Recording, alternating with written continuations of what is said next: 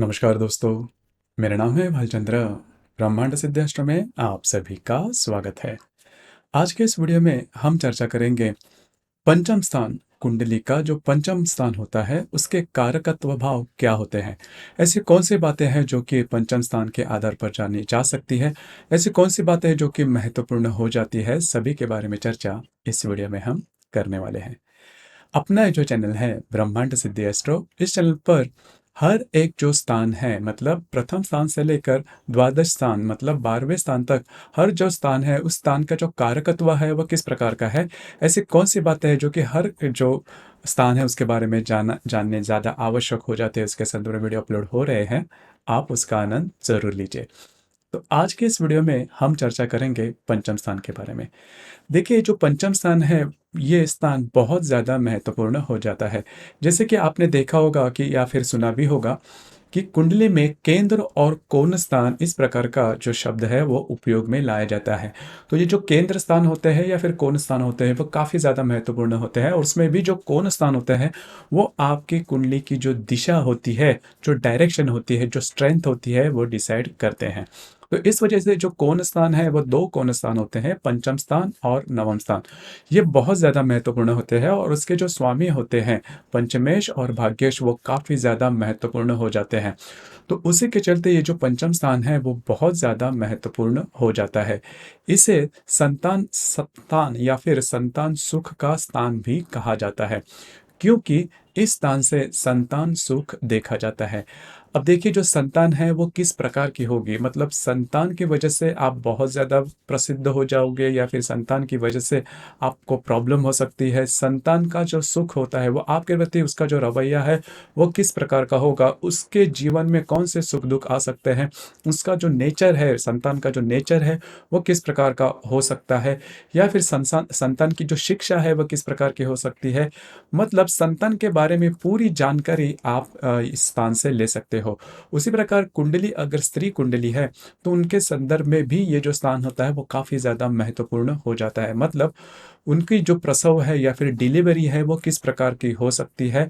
अगर पंचम स्थान में अशुभ ग्रह है या फिर मंगल राहु शनि, या फिर ऐसे ग्रहों की अगर युति है, रवि मंगल राहु शनि ऐसे ग्रहों की अगर युति है, जिसे भी पाप ग्रह या फिर अशुभ ग्रह कहा जाता है, या फिर इस प्रकार के अगर ग्रह हैं, तो फिर और वह कुंडली अगर स्त्री कुंडली है तो उस कुंडली में जो संतान सुख के बारे में प्रॉब्लम हो सकती है, या फिर डिलीवरी के बारे में, प्रसव जो वेदना होती है वो काफ़ी ज़्यादा हो सकती है, या फिर प्रसव के वक्त बहुत ज़्यादा प्रॉब्लम या कॉम्प्लिकेशंस हो सकते हैं। तो ये बात जान लेना बहुत ज़्यादा आवश्यक है। उसी प्रकार संतान आपके साथ रहेगी, आप संतान आपसे दूर रहेगी, सभी के बारे में काफ़ी डिटेल में इस स्थान से देखा जा सकता है। मोटे तौर पर अगर देखा जाए तो संतान का सुख आपको मिलेगा भी या नहीं, इस प्रकार की बातें समझ में आ सकती है।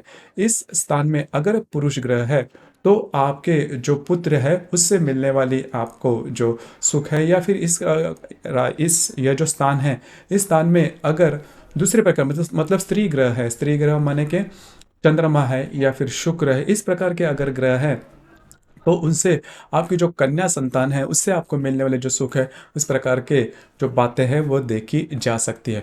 तो ये बात संतान सुख लिए बहुत ज़्यादा महत्वपूर्ण हो जाती है। खास करके जो स्त्री वर्ग होता है उनके लिए ये पंचम स्थान काफ़ी ज़्यादा मायने रखता है।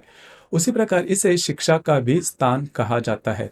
शिक्षा का स्थान मतलब स्कूल या फिर कॉलेज में जो भी शिक्षा ली जाती है उसमें वो जो व्यक्ति है वो किस प्रकार का होगा, उसकी जो इंटेलेक्ट लेवल होगी वो किस प्रकार की होगी, उसकी जो शिक्षा है वो किस प्रकार की होगी, शिक्षा में कैसे वो आगे बढ़ सकता है। इसी प्रकार का जो इंटेलेक्ट के बारे में हमने तृतीय स्थान के बारे में भी देखा था, लेकिन वहाँ पर की जो इंटेलेक्ट लेवल है या फिर बौद्धिक स्तर है वो अंतस्थ होता है। मतलब व्यक्ति जो बौद्धिक को लेके आता है उसके अंदर जो भाव होता है ग्रास्पिंग का, ग्रहण शक्ति या फिर आकलन शक्ति के बारे में, वो तृतीय भाव से देखा जाता है। लेकिन उसका वो जो इंटेलेक्ट लेवल है वो बाहर दुनिया में या फिर ज़माने में या फिर बाहर की दुनिया में किस तरह से वो प्रेजेंट कर सकता है, या फिर बाहर के जो इंटेलेक्ट लेवल है या फिर बौद्धिक स्तर या फिर शिक्षा में वो किस प्रकार से जा सकता है, वो जो बात है वो पंचम स्थान से देखी जाती है। मतलब कई बार आपने देखा होगा कि कई जो लोग होते हैं वो बहुत ज़्यादा बुद्धिमान होते हुए भी शिक्षा ज़्यादा नहीं ले पाते, क्योंकि अगर उनका जो पंचम स्थान है या फिर पंचमेश है वो अगर वीक होगा, वो अगर स्ट्रांग नहीं होगा, तो वो नॉर्मल हम जो शिक्षा कहते हैं, स्कूल कॉलेजेस की जो शिक्षा कहते हैं, उसमें वो व्यक्ति ज़्यादा आगे नहीं बढ़ सकता। तो यही बात होती है। उसी प्रकार इस स्थान से अगर कोई व्यक्ति नाटक या फिर सम्मेलन या फिर इस प्रकार के जो स्टेज शो वगैरह होते हैं या फिर बॉलीवुड वगैरह होते हैं, उसमें किस प्रकार से आगे बढ़ सकता है यह भी जाना जा सकता है। खास करके इस भाव में अगर शुक्र है, तो वह जो व्यक्ति है, इसके लिए आपका जो ये जो इस भाव का जो शुक्र है वो कौन से राशि में या फिर नक्षत्र में है वो भी जान लेना आवश्यक होता है। लेकिन शुक्र है तो वो जो व्यक्ति होता है वो नॉर्मली उसका जो रुझान होता है, उसका जो झुकाव होता है, वो उसी प्रकार के नाटक या फिर सम्मेलन या फिर स्टेज से रिलेटेड वो ज़्यादा उसका जो अट्रैक्शन है वह देखा जाता है। उसी प्रकार यह जो स्थान है, इस स्थान में उपासना आप किस देवता की उपासना कर सकते हो या फिर किस देवता की उपासना करने से आपको फायदा हो सकता है, इसके बारे में भी देखा जा सकता है। तो इसके संदर्भ में भी ये जो स्थान है वो बहुत ज़्यादा महत्वपूर्ण हो जाता है। उसी प्रकार जो लोग सट्टा खेलते हैं या फिर शेयर मार्केट से रिलेट करते हैं, उनके लिए ये स्थान बहुत ही ज़्यादा महत्वपूर्ण हो जाता है, काफ़ी ज़्यादा महत्वपूर्ण हो जाता है। अगर ये स्थान आपका बहुत अच्छा है या फिर शुभ है, तो आपके लिए शेयर मार्केट से आने वाले जो भी मतलब आपकी जो इनकम है वो काफ़ी अच्छी देखी जा सकती है। अगर आपका पंचमेश वीक है या फिर अगर इस स्थान में जो ग्रहों के योग है वो अगर अलग तरह के रहेंगे, तो फिर आपके लिए शेयर मार्केट, चाहे आप कितना भी स्टडी कर लो, आपसे शेयर मार्केट की जो आमदनी है वो होनी कठिन हो जाती है। तो ये बात जान लेना, जब भी आप शेयर मार्केट में एंटर करते हो या फिर शेयर मार्केट के बारे में सोचते हो, तो ये जो पंचम स्थान है वो बहुत ज़्यादा महत्वपूर्ण हो जाता है, क्योंकि वह स्थान इसी से जुड़ा हुआ है, सट्टे से जुड़ा हुआ है या फिर लॉटरी से भी जुड़ा हुआ है। मतलब आपको लॉटरी से या फिर सट्टे से या फिर शेयर मार्केट से पैसे मिल सकते हैं या फिर नहीं मिल सकते, किस प्रकार से मिल सकते हैं, किस हद तक मिल सकते हैं, उससे आपका सेटिस्फेक्शन होगा भी या नहीं, उसके संदर्भ में डिटेल में यह जो स्थान है उससे देखा जा सकता है। उसी प्रकार इस तरह स्थान को प्रणय का स्थान भी कहा जाता है।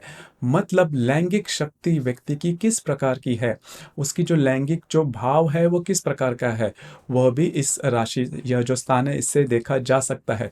अगर इसमें पुरुष ग्रह है, मतलब मंगल है, रवि है, इस प्रकार के अगर ग्रह है, तो उस व्यक्ति की जो लैंगिक शक्ति है वो काफ़ी ज़्यादा देखी जा सकती है। हालांकि वो व्यक्ति स्त्री हो या पुरुष, वो उसके संदर्भ में पूरी जो कुंडली है और खास करके पंचम स्थान और उसमें जो ग्रह है और पंचमेश है, उसकी जो स्ट्रेंथ किस प्रकार की है कुंडली में, वो देखकर जाना जा सकता है कि उसकी जो लैंगिक शक्ति है, उसका जो अट्रैक्शन है वो किस प्रकार का है, कौन से हद तक का है।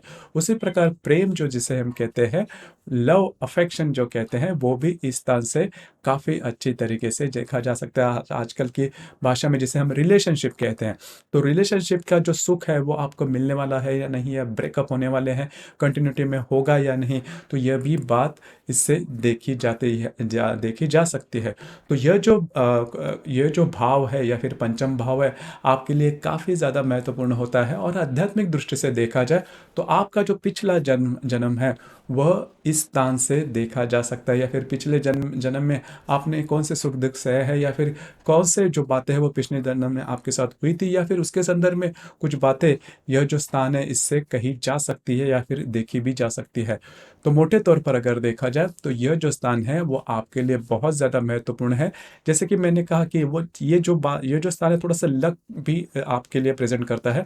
मतलब आपके कुंडली में लक का कितना आधार है, या फिर कौन सी ऐसी बात है जिससे आप आगे जा सकते हैं। जैसे कि मैंने शेयर मार्केट के बारे में कहा, तो शेयर मार्केट अगर आपका अच्छा है, या फिर शेयर मार्केट में अगर आपका लक अच्छा है, या फिर यह स्थान अगर आपका अच्छा है, तो आप बहुत अच्छे तरीके से आगे बढ़ सकते हैं। इसीलिए ये पंचम स्थान और दूसरा जो नवम स्थान है जिसे कौन स्थान कहा जाता है, वो बहुत ज़्यादा महत्वपूर्ण होते हैं। अगर वो स्थान आपके कुंडली में काफ़ी ज़्यादा मतलब महत्वपूर्ण या फिर काफ़ी ज़्यादा अच्छे रहेंगे, या फिर पंचम स्थान या फिर नवम स्थान, इनके जो कारकेश है वो आपस में अगर इंटरचेंज रहेंगे, तो फिर आपकी जो कुंडली है वो बहुत ज़्यादा आगे बढ़ती है। क्योंकि लक फैक्टर जिसे हम कहते हैं, भाग्य का साथ मिलना, जिसके लिए नॉर्मली ज्योतिष देखा जाता है, तो भाग्य का साथ मिलना, ये बात आपके कुंडली में हो जाती है, काफ़ी इजीली हो जाती है। इसी वजह से ये जो पंचम स्थान है वो बहुत ज़्यादा महत्वपूर्ण हो जाता है। तो दोस्तों ये था कुंडली में पंचम स्थान है, उसके मायने क्या है, ऐसे कौन से क्षेत्र है जहां पर यह पंचम स्थान सबसे ज्यादा प्रभावित होता है, या फिर पंचम स्थान से ऐसे कौन सी बातें हैं जो कि देखी जा सकते हैं, इसके संदर्भ में चर्चा। आपको ये वीडियो कैसे लगा, आपने किस प्रकार से अनुभव किया, नीचे कमेंट बॉक्स में ज़रूर कमेंट करना। और अपना जो चैनल है ब्रह्मांड सिद्धि एस्ट्रो, इसे भी लाइक शेयर और सब्सक्राइब ज़रूर करना। धन्यवाद।